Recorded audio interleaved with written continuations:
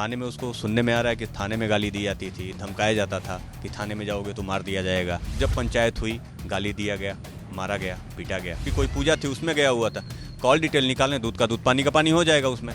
देवरिया कांड में रोज नए नए खुलासे हो रहे हैं। अब एक बार इस शख्स को ही सुन लीजिए।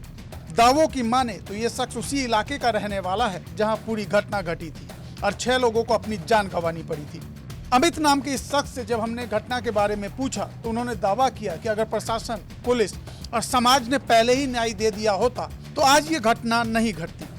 अमित ने बताया कि जमीन का विवाद काफी पुराना था, लेकिन शिकायत के बाद भी कुछ नहीं हुआ और धमकियां मिली। इतना ही नहीं, पंचायत में भी सत्यप्रकाश दुबे को प्रताड़ित किया गया और मारपीट के भी आरोप लगे, मगर इंसाफ नहीं मिला। इंसाफ मिल जाता तो आज ये कांड शायद नहीं होता। प्रशासन अगर गौर करता तो किसी को देवरिया नहीं आना पड़ता। अगर वहाँ के लोकल विधायक सत्यप्रकाश क्या नाम है, जयप्रकाश निषाद जी, मैं एक बार कहना चाहूँगा, अगर उन्होंने इस मामले को थोड़ा सा भी गंभीरता से लिया होता। हालांकि यहाँ सवाल एक और है कि पीड़ित बच्चे ने ये बताया है कि वो कई बार उनके पिता जो है शिकायत लेकर स्थानीय विधायक के पास पहुंचे थे, लेकिन विधायक ने इस मामले पर जो है ध्यान नहीं दिया। हाँ, इस पर क्या कहेंगे? अगर ध्यान दिए होते तो शायद ये मामला नहीं होता। और बच्चा थाने में जाता था, थाने में उसको सुनने में आ रहा है कि थाने में गाली दी जाती थी, धमकाया जाता था कि थाने में जाओगे तो मार दिया जाएगा। और ये भी बच्चा बता रहा था कि जब जब पंचायत हुई गाली दिया गया, मारा गया, पीटा गया।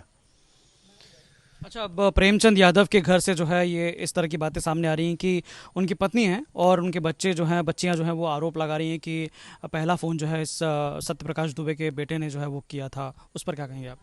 नहीं, बच्चा तो ये बता रहा है कि बच्चा बाहर था, वो किसी पूजा पाठ में गया हुआ था, पितृपक्ष की कोई पूजा थी उसमें गया हुआ था। कॉल डिटेल निकालने, दूध का दूध पानी का पानी हो जाएगा उसमें।